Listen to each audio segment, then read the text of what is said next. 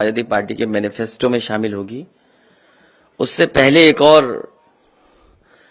जो मैनिफेस्टो में हम लोग शामिल करने जा रहे हैं वो मैं रखना चाहता हूं। समाजवादी सरकार में नेताजी ने यश भारती से प्रदेश के लोगों को सम्मानित करने का काम किया था, जिन लोगों ने भी अपने क्षेत्र में उत्कर्ष और अच्छा कार्य किया था। इसलिए आज समाजवादी पार्टी इस बात को अपने घोषणा पत्र में शामिल करेगी। समाजवादी पार्टी का जब घोषणा पत्र आएगा, यश भारती सम्मान फिर से शुरू किए जाएंगे और इसी तरह जिला स्तर पर हर साल नगर भारती सम्मान दिए जाएंगे। नगर के उत्कर्ष समाज सेवियों, साहित्यकारों, पत्रकारों, कलाकारों, खिलाड़ियों के साथ ही नौकरी रोजगार सृजित करने वाले कारोबारियों, व्यापारियों, उद्यमियों तथा डॉक्टर, इंजीनियर, सीए व अन्य सेवाओं में उत्कृष्ट कार्य करने वाले प्रोफेशनल लोगों को भी राज्य और नगर के स्तर पर ये सम्मान पत्र दिए जाएंगे। और सबसे पुरानी और सबसे महत्वपूर्ण बात जो हमारे सहयोगी साथ बैठे हैं, समय समय पर इन्होंने बात रखी है और ये बहुत ही महत्वपूर्ण बात इसलिए है कि जहां कर्मचारियों की सोशल सिक्योरिटी की बात है, उनकी सोशल सिक्योरिटी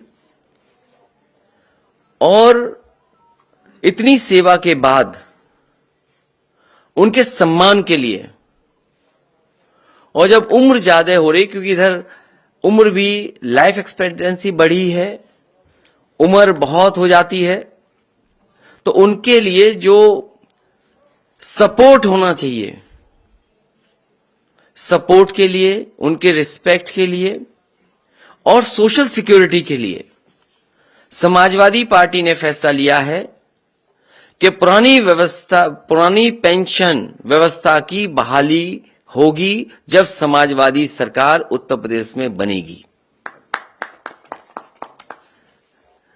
हालांकि मैं पढ़ना चाहूं तो पूरा पढ़ भी सकता हूं, लेकिन हमारे पुरानी पेंशन व्यवस्था की बहाली के लिए घोषणा पत्र में हम लोग समाजवादी लोग शामिल करने जा रहे हैं। उत्तर प्रदेश के सरकारी सेवा में नियुक्त शिक्षक, कर्मचारी एवं अधिकारियों को सेवानिवृत्त होने पर जीवन यापन के लिए मासिक पेंशन दी जाती थी। इससे सेवा निवृत्त कर्मचारियों को आर्थिक सुरक्षा प्रदान होती थी।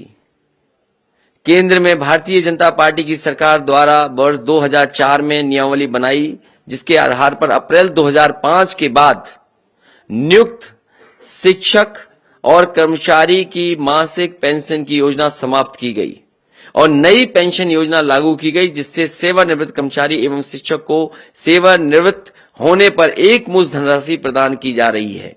इसके लिए 10% धनराशि कर्मचारी देता है और 14% सरकार देती है और इस पैसे को शेयर मार्केट में लगाया जाता है, जिससे इस व्यवस्था की विश्वसनीयता पर प्रश्न लगता है। मुझसे लगातार तमाम कर्मचारी और शिक्षक संगठन मिले और जिसमें हमारी बाईं तरफ बैठे हुए हैं, लगातार लड़ते रहे, बैठे, न जाने कितनी बार हमारी बैठकें हुई। केवल आपके साथ बैठक नहीं हुई, बल्कि कई हमारे जो एक्सपर्ट हैं, फाइनेंशियल चीजों को समझते हैं, जिनके पास अनुभव है, उनके साथ भी बैठक हुई। तब जाकर के ये समाजवादी पार्टी ने अपने मैनिफेस्टो में शामिल करने का फैसला लिया है। मुझसे लगातार तमाम कर्मचारी और शिक्षक संगठन मिले और उन्होंने पूर्व की भांति पुरानी पेंशन योजना लागू करने की मांग करी। इन लोगों ने लगातार आंदोलन और धरना प्रदर्शन किया, लेकिन इस कर्मचारी विरोधी सरकार ने इनकी बात नहीं सुनी। कमेटी भी बनाई, आश्वासन भी दिया, लेकिन इनकी बात इस सरकार भारतीय जनता पार्टी ने नहीं सुनी। मैं आज ये घोषणा करता हूं कि मेरी सरकार, समाजवादी सरकार बनते ही पुरानी पेंशन व्यवस्था बहाल कर दी जाएगी। इसमें जो भी धनराशि की आवश्यकता होगी उसकी व्यवस्था कर ली जाएगी। मैंने इस संबंध में कर्मचारी और वित्त विशेषज्ञों से वार्ता कर ली है। एक कॉर्पस बना करके इस धनराशि की व्यवस्था करने के लिए हम सक्षम हैं। संतुष्ट हैं आप लोग?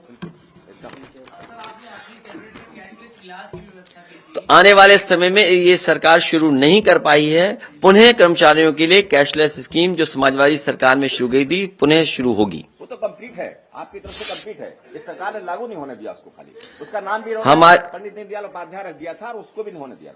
हमारी सरकार ने कर्मचारियों के लिए कैशलेस इलाज के लिए व्यवस्था की थी, जिसे सरकार ने लागू नहीं किया।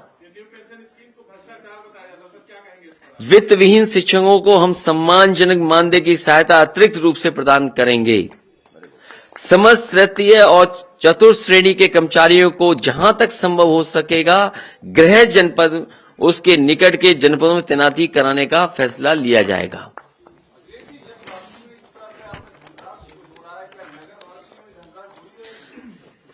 बहुत छोटा सवाल पूछ रहे हो इतनी बड़ी योजना के सामने।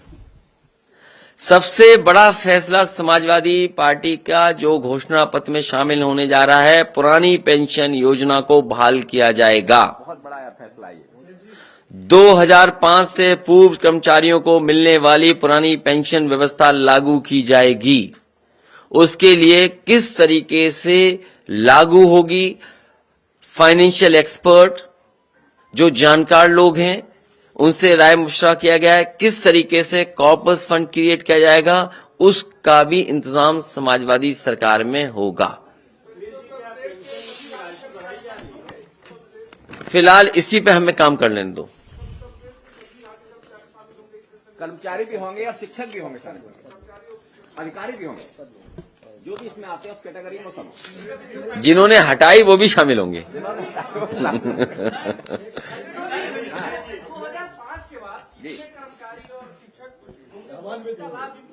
लगभग 12 लाख लोग हैं।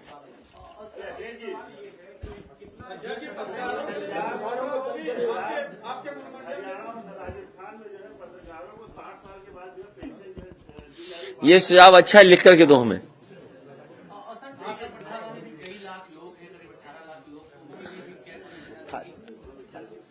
वो अभी पूरा हमारा घोषणा पत्र आने दो। आज कुछ मुख्य बिंदु आपके बीच में रखी हैं।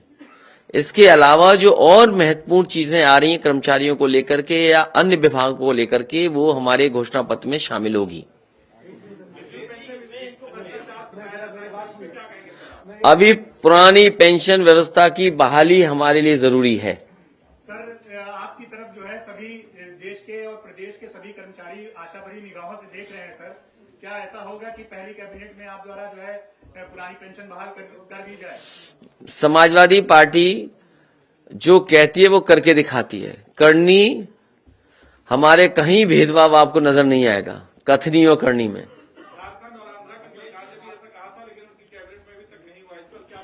ये उत्तर प्रदेश है, ये दूसरा प्रदेश नहीं है। ये विस्तार से जिस समय मैनिफेस्टो समाजवादी सरकार का आएगा, क्योंकि आउटसोर्स से बाबा भीमराव अंबेडकर जी का दिया हुआ संविधान के तहत जो हक और सम्मान वो छीना जा रहा है, उस पे भी समाजवादी पार्टी विचार कर रही है और किस तरीके से फैसला लेगी वो हमारे मैनिफेस्टो का इंतजार करिए। मैं ये चाहता हूं कि भारतीय जनता पार्टी अपना मैनिफेस्टो लाए। समाजवादी पार्टी ने तो अपने प्रत्याशी भी घोषित कर दिए, अपना वर्चुअल रैली भी जैसे कर सकते हैं वो कर रहे हैं, मैनिफेस्टो की बातें भी लगातार हम आपसे चर्चा कर रहे हैं और शामिल कर रहे हैं। आखिर भारतीय जनता पार्टी 4.5 साल से और डबल इंजन की सरकार जो उत्तर प्रदेश में थी, जो भेदभाव के साथ काम कर रही थी, वो मैनिफेस्टो जैसे ही लाएगी उसके बाद समाजवादी सरकार में क्या क्या काम होंगे समाजवादी पार्टी का मैनिफेस्टो आएगा।